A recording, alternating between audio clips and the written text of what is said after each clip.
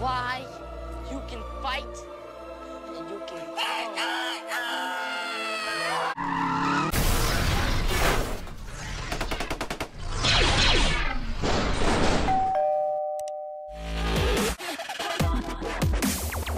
Hello everybody and welcome back to my channel. Today we are talking movies. What makes for a great movie? A captivating plot, a surreal setting, or characters that can transport our emotions to another level. But sometimes it's the characters playing a small role in the background that can steal the scene or leave us wanting more. So here are my top 10 picks of minor characters that need their own movie. Number 10, Pyramid Head from Silent Hill.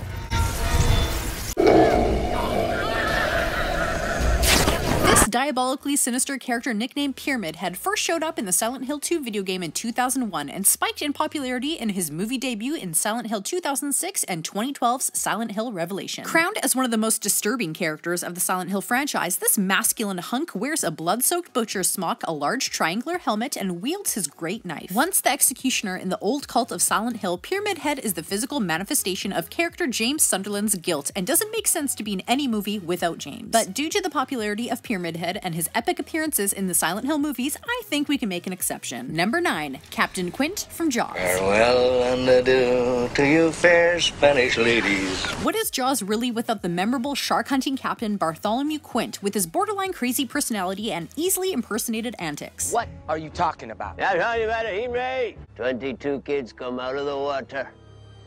The ice cream man, he take the rest. Having served on the USS Indianapolis during World War II, which delivered the Hiroshima bomb, a Japanese submarine sank the Indianapolis and 1,200 crewmen, save for 300, either drowned or were eaten by sharks. Lifeless eyes, black eyes like a doll's eyes. There have been movies in the past depicting this daunting tale, but experiencing the catastrophe through Quint's eyes and his slow slip into sea captain madness would make for an interesting tale. Number 8, Lydia from Beetlejuice. I myself am strange and unusual. This classic dark fantasy film features Michael Keaton as Beetlejuice in one of his most memorable roles, as well as Gina Davis and Alec Baldwin as a couple who die in a car accident and are forced to haunt their country home, calling upon the services of a sleazy ghost to get rid of their home's new occupants. Oh, here, look at us. Huh, we even shop at the same store. Tim Burton also hit a home run with this movie, casting Winona Ryder as Lydia, the outcasted introvert who has the ability to see ghosts. Okay, I believe you. Certainly a very unique character, considering her privileged upbringing, her dark style, and nonchalant attitude. It's no wonder Lydia was a fan favorite for so many. With talks of a possible Beetlejuice sequel, it would be great to see both Lydia and Beetlejuice together on the big screen again, possibly loosely based on the early 90s Beetlejuice cartoon where Beetlejuice and Lydia are best friends. That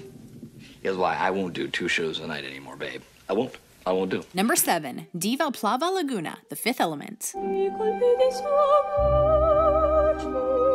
Let's be honest, The Fifth Element is probably one of the greatest movies ever. So start melting, ladies, because the boy is hotter than hot. He's hot, hot, hot! Filled with spectacular scenery, conflict, and unforgettable characters like Corbin Dallas, Ruby Rhod, and Lilu. Lilu Dallas Multipass. But there is one minor character who sang her way through our hearts to be one of the most memorable.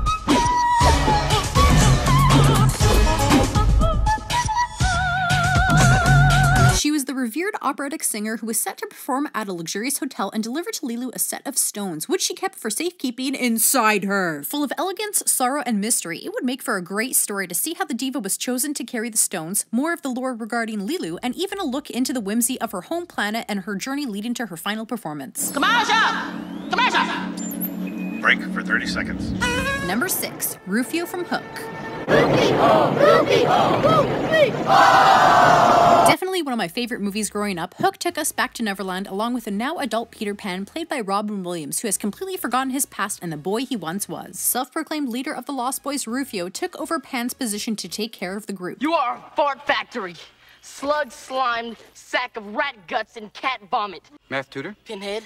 Prison barber. Mother lover. Remembered for his big, spiked red and black hair, as well as his cocky attitude and fighting skills, how this badass lost boy came to Neverland and possibly where Bangarang came from would make for a great tale. Bangarang!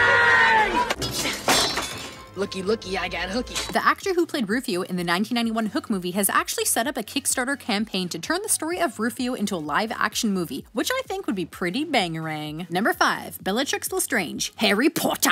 You filthy off blood! It's all right, it's just a curious lad, aren't you? Making her first appearance in the 2007 movie Order of the Phoenix, this crazy lady escaped the prison of Azkaban during a mass breakout after having been sentenced for life for the torture of Neville Longbottom's parents. As a member of the House of Black and eldest sister to Andromeda Tonks and Narcissa Malfoy, not to mention a crazy obsession as her role as a Death Eater, serving under Lord Voldemort, this crazy character deserves to tell her side of the story, leading up to the murder of her cousin Sirius Black and ultimately her demise. A story featuring Bellatrix and the characters of her generation choosing their paths after graduating from Hogwarts and the rise of Voldemort would be a great excuse for another movie coming out of the world of Harry Potter. Number 4. Morpheus from The Matrix. The Matrix is everywhere. It is all around us. Morpheus in Greek mythology is known as the god of dreams. Once a human and living in the Matrix, he was then freed and became captain of the Nebuchadnezzar, a hovercraft of the human forces of the last human city, Zion. Known in the Matrix as a dangerous terrorist wanted by agents, Morpheus is dedicated to the protection of Zion and the freeing of humans from the Matrix and finding the one who possesses superhuman abilities in the Matrix to end the human-machine war. All I'm offering is the truth, nothing more. With talks of Matrix 4 in the works and confirmation of no reboot or remake, which leads us to believe it may possibly be a prequel featuring a story centered around a young Morpheus that will explore the virtual reality universe. Take the red pill if you want a Morpheus origin story, or take the blue pill and get the hell out of here! Number 3. CHAZZ from Wedding Crashers. Chaz? What the fuck do you want? A comedy classic featuring Vince Vaughn and Owen Wilson as two friends who crash weddings for free food, booze, and an endless supply of women. All right, let's make a memory. They attribute their success to the legendary CHAZZ, whose rules and mantra they follow religiously. Hungry? Hey, Ma! Can we get some meatloaf? Can't be strong. Look at her. Just living the dream. Ma, the meatloaf! Fuck! With his chauvinistic and borderline uncomfortable demeanor, the legend of CHAZZ, or possibly CHAZZ rebooting Vaughn and Wilson's dry spell and opening them up to a whole new age of partying, would make for a great movie. Oh! Damn you, Roger! Damn Number it! 2. Darth Maul from Star Wars. At last we will reveal ourselves to the Jedi. At last we will have revenge. Possibly one of the most memorable and badass characters from the Star Wars prequels, fans have certainly shown their love for this one-of-a-kind character. With a double-bladed lightsaber, a full body of tattoos, and horns sprouting from his head, as well as a diabolical stare, this skilled Sith trained by Darth Sidious certainly won us over. However, a lot of people are unaware of the origin or actual fate of this character. From his birth on Dathomir to the Night Sister Mother Talzin, his reasons regarding his hate for the Jedi, to waking up sliced in half on the Junkyard planet, both Maul's origin and ultimate destiny are amazing stories in themselves. And finally, number 1, Gandalf from Lord of the Rings. You shall not pass! Lord of the Rings is not only one of my favorite books, it's also one of my favorite movies, and I was so bummed after the third Hobbit came out because I knew there was most likely not going to be any more movies featuring Middle-earth. True courage is about knowing not when to take a life, but when to spare one. But there is one story that I think would make a great movie. The Silmarillion is essentially the history of Middle-earth, the First Age, and the downfall of the Kingdom of Numenor. Though very complex, full of many characters, histories, and conflicts, I think a great story to bring to the big screen would be of Gandalf and Sauron. They were both two Maors, ancient primordial spirits that aided the Valar in the shaping of the world, and I think it would make for a great movie to see the rise of Sauron through Gandalf's eyes.